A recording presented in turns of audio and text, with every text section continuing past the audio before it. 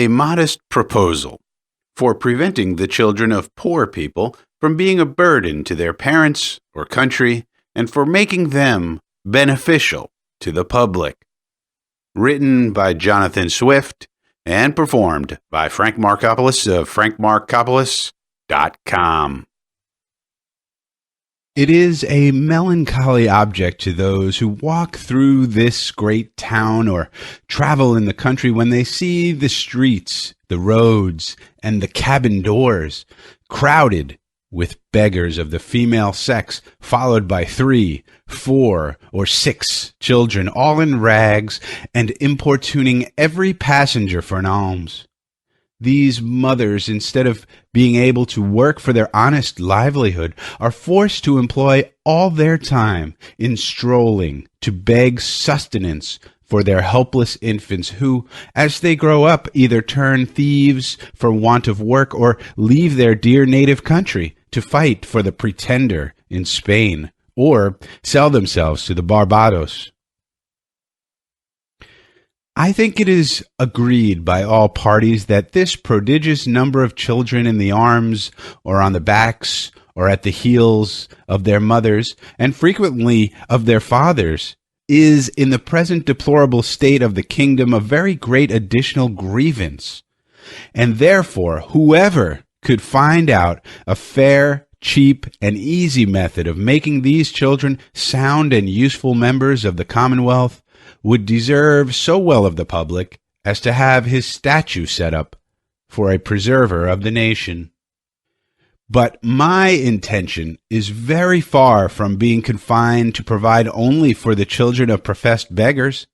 It is of a much greater extent, and shall take in the whole number of infants at a certain age who are born of parents in effect as little able to support them as those who demand our charity in the streets. As to my own part, having turned my thoughts for many years upon this important subject, and maturely weighed the several schemes of our projectors, I have always found them grossly mistaken in their computation. It is true, a child just dropped from its dam may be supported by her milk for a solar year, with little other nourishment, at most not above the value of 2 shillings, which the mother may certainly get, or the value in scraps, by her lawful occupation of begging. And it is exactly at 1 year old that I propose to provide for them in such a manner as, instead of being a charge upon their parents, or the parish, or wanting food and raiment for the rest of their lives, they shall, on the contrary, contribute to the feeding and partly to the clothing of many thousands. There is likewise another great advantage in my scheme, that it will prevent those voluntary abortions and that horrid practice of women murdering their bastard children, alas, too frequent among us, sacrificing the poor innocent babes, I doubt, more to avoid the expense than the shame, which would move tears and pity in the most savage and inhuman breast. The number of souls in this kingdom being usually reckoned 1.5 million, of these I calculate there may be about 200,000 couple whose wives are breeders, from which number I subtract 30,000 couple who are able to maintain their own children, although I apprehend there cannot be so many under the present distresses of the kingdom. But this being granted, there will remain 170,000 breeders. I again subtract 50,000 for those women who miscarry or whose children die by accident or disease within the year. There only remain 120,000 children of poor parents annually born. The question, therefore, is how this number shall be reared and provided for, which, as I have already said, under the present situation of affairs, is utterly impossible by all the methods hitherto proposed. For we can neither employ them in handicraft or agriculture, we neither build houses, in the country, nor cultivate land. They can very seldom pick up a livelihood by stealing till they arrive at 6 years old, except where they are of towardly parts, although I confess they learn the rudiments much earlier, during which time they can, however, be properly looked upon only as probationers, as I have been informed by a principal gentleman in the country of Cavan, who protested to me that he never knew above 1 or 2 instances, under the age of 6, even in a part of the kingdom so renowned for the quickest proficiency in that art. I am assured by our merchants that a boy or a girl before 12 years old is no saleable commodity. Even when they come to this age, they will not yield above £3 or £3 and half a crown at most on the exchange, which cannot turn to account either to the parents or the kingdom the charge of nutriments and rags having been at least 4 times that value. I shall now, therefore, humbly propose my own thoughts, which I hope will not be liable to the least objection. I have been assured by a very knowing American of my acquaintance in London that a young, healthy child well nursed is, at a year old, a most delicious, nourishing, and wholesome food, whether stewed, roasted, baked, or boiled, and I make no doubt that it will equally serve in a fricassee or a ragouste. I do therefore humbly offer it to the public consideration that of the 120,000 children already computed, 20,000 may be reserved for breed, whereof only 1/4 part to be males, which is more than we allow to sheep, black cattle, or swine, and my reason is that these children are seldom the fruits of marriage, a circumstance not much regarded by our savages. Therefore, 1 male will be sufficient to serve 4 females. That the remaining 100,000 may, at a year old, be offered in sale to the persons of quality and fortune through the kingdom, always advising the mother to let them suck plentifully in the last month, so as to render them plump and fat for a good table. A child will make 2 dishes at an entertainment for friends, and when the family dines alone, the fore or hind quarter will make a reasonable dish, and seasoned with a little pepper or salt will be very good, boiled on the 4th day, especially in winter. I have reckoned upon a medium that a child just born will weigh 12 pounds, and in a solar year, if tolerably nursed, increaseth to 28 pounds. I grant this food will be somewhat dear, and therefore very proper for landlords, who, as they have already devoured most of the parents, seem to have the best title to the children. Infants' flesh will be in season throughout the year, but more plentiful in March, and a little before and after, for we are told by a grave author, an eminent French physician, that fish being a prolific diet, there are more children born in Roman Catholic countries about 9 months after Lent. The markets will be more glutted than usual, because the number of popish infants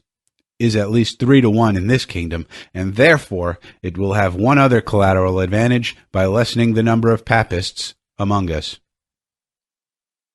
I have already computed the charge of nursing a beggar's child, in which list I reckon all cottagers, laborers, and 4/5 of the farmers, to be about 2 shillings per annum, rags included, and I believe no gentleman would repine to give 10 shillings for the carcass of a good fat child, which, as I have said, will make 4 dishes of excellent nutritive meat, when he hath only some particular friend or his own family to dine with him. Thus the squire will learn to be a good landlord and grow popular among his tenants. The mother will have 8 shillings neat profit, and be fit for work till she produces another child. Those who are more thrifty, as I must confess the times require, may flea the carcass, the skin of which, artificially dressed, will make admirable gloves for ladies and summer boots for fine gentlemen. As to our city of Dublin, shambles may be appointed for this purpose in the most convenient parts of it, and butchers, we may be assured, will not be wanting, although I rather recommend buying the children alive and dressing them hot from the knife, as we do roasting pigs. A very worthy person, a true lover of his country, and whose virtues I highly esteem, was lately pleased, in discoursing on this matter, to offer a refinement upon my scheme. He said that many gentlemen of this kingdom, having of late destroyed their deer, he conceived that the want of venison might be well supplied by the bodies of young lads and maidens, not exceeding 14 years of age, nor under 12. so great a number of both sexes in every country being now ready to starve for want of work and service, and these to be disposed of by their parents if alive, or otherwise by their nearest relations. But with due deference to so excellent a friend and so deserving a patriot, I cannot be altogether in his sentiments, for as to the males, my American acquaintance assured me from frequent experience that their flesh was generally tough and lean like that of our schoolboys, by continual exercise, and their taste disagreeable, and to fatten them would not answer the charge. Then, as to the females, it would, I think, with humble submission, be a loss to the public, because they soon would become breeders themselves, and besides, it is not improbable that some scrupulous people might be apt to censure such a practice, although indeed very unjustly, as a little bordering upon cruelty, which I confess hath always been with me the strongest objection against any project, how well soever intended. But in order to justify my friend, he confessed that this expedient was put into his head by the famous Salmanazar, a native of the island Formosa, who came from thence to London about 20 years ago, and in conversation told my friend that in his country, when any young person happened to be put to death, the executioner sold the carcass to the persons of quality as a prime dainty, and that in his time the body of a plump girl of 15, who was crucified for an attempt to poison the emperor, was sold to his Imperial Majesty's Prime Minister of State and other great mandarins of the court in joints from the gibbet at 400 crowns. Neither indeed can I deny that if the same use were made of several plump young girls in this town, who without one single groat to their fortunes cannot stir abroad without a chair, and appear at a playhouse and assemblies and foreign fineries which they never will pay for, the kingdom would not be the worse. Some persons of a desponding spirit are in great concern about that vast number of poor people who are aged, diseased, or maimed, and I have been desired to employ my thoughts what course may be taken to ease the nation of so grievous an encumbrance. But I am not in the least pain upon that matter, because it is very well known that they are every day dying and rotting by cold and famine and filth and vermin, as fast as can be reasonably expected. And as to the young laborers, they are now in almost as hopeful a condition. They cannot get work, and consequently pine away from want of nourishment to a degree that, if at any time they are accidentally hired to common labor, they have not the strength to perform it, and thus the country and themselves are happily delivered from the evils to come. I have too long digressed, and therefore shall return to my subject. I think the advantages by the proposal which I have made are obvious and many, as well as of the highest importance. For first, as I have already observed, it would greatly lessen the number of papists, with whom we are yearly overrun, being the principal breeders of the nation,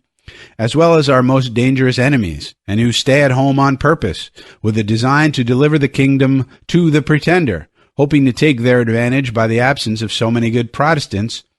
who have chosen rather to leave their country than stay at home and pay tithes against their conscience to an episcopal curate. Secondly, the poorer tenants will have something valuable of their own, which by law may be made liable to a distress, and help to pay their landlord's rent, their corn and cattle being already seized, and money a thing unknown. Thirdly, whereas the maintenance of 100,000 children from 2 years old and upwards cannot be computed at less than 10 shillings apiece per annum, the nation's stock will thereby be increased £50,000 per annum, besides the profit of a new dish introduced to the tables of all gentlemen of fortune in the kingdom who have any refinement in taste. And the money will circulate among ourselves, the goods being entirely of our own growth and manufacture.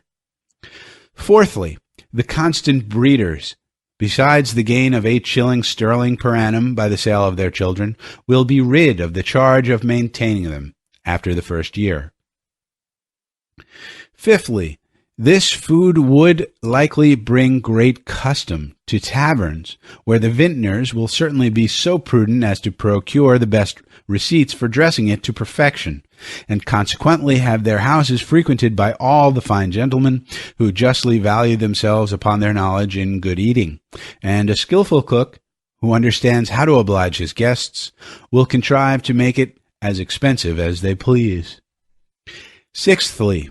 this would be a great inducement to marriage, which all wise nations have either encouraged by rewards or enforced by laws and penalties.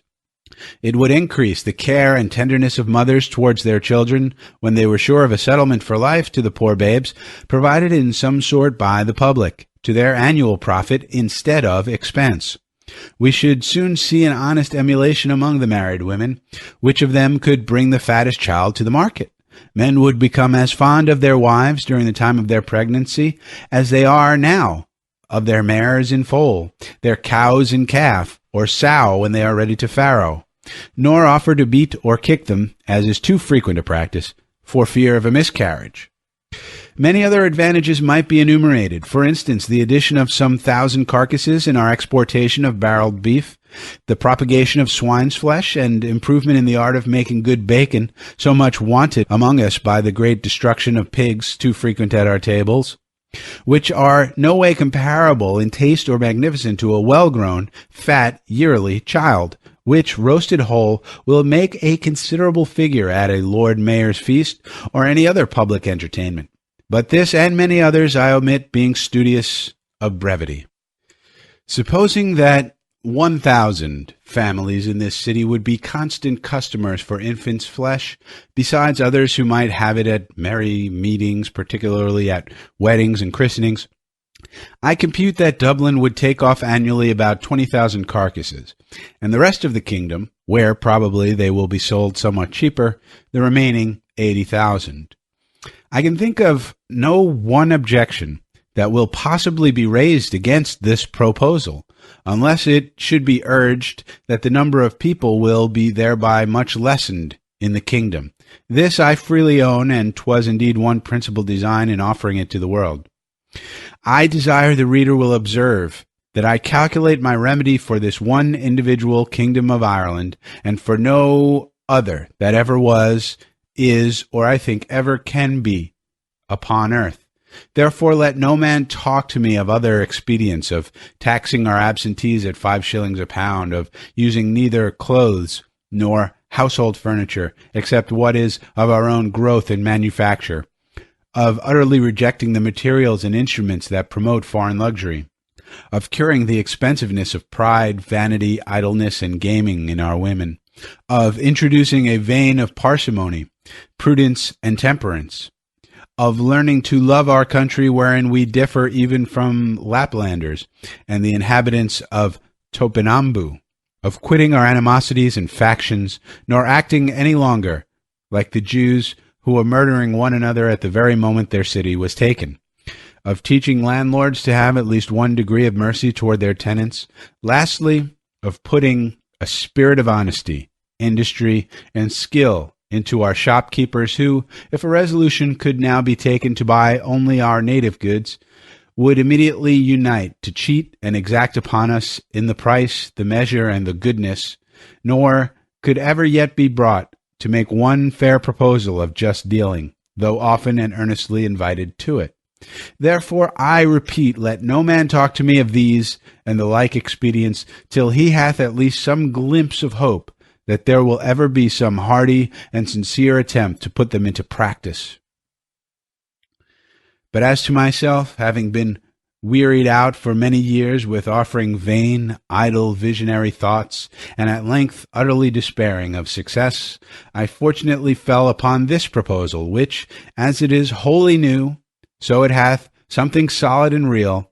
of no expense and little trouble, full in our own power, and whereby we can incur no danger in disobliging England.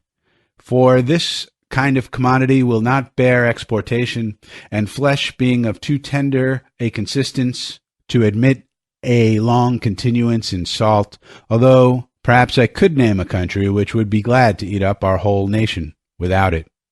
After all, I am not so violently bent upon my own opinion. as to reject any offer proposed by wise men, which shall be found equally innocent, cheap, easy, and effectual. But before something of that kind shall be advanced in contradiction to my scheme, and offering a better, I desire the author or authors will be pleased maturely to consider 2 points. First, as things now stand, how they will be able to find food and raiment for 100,000 useless mouths and backs. And secondly, there being a round million of creatures in humane figure throughout this kingdom, whose sole subsistence, put into a common stock, would leave them in debt 2 million of pounds sterling, adding those who are beggars by profession to the bulk of farmers, cottagers, and laborers, with their wives and children, who are beggars in effect. I desire those politicians who dislike my overture, and may perhaps be so bold to attempt an answer, that they will first ask the parents of these mortals whether they would not at this day think it a great happiness to have been sold for food at a year old in the manner I prescribe, and therefore have avoided such a perpetual scene of misfortunes as they have since gone through, by the oppression of landlords, the impossibility of paying rent without money or trade, the want of common sustenance, with neither house nor clothes to cover them from the inclemencies of the weather, and the most inevitable prospect of entailing the like, or greater miseries, upon their breed forever. I profess, in the sincerity of my heart, that I have not the least personal interest in endeavoring to promote this necessary work, having no other motive than the public good of my country, by advancing our trade, providing for infants, relieving the poor, and giving some pleasure to the rich. I have no children, by which I can propose to get a single penny, the youngest being 9 years old, and my wife past childbearing. The End.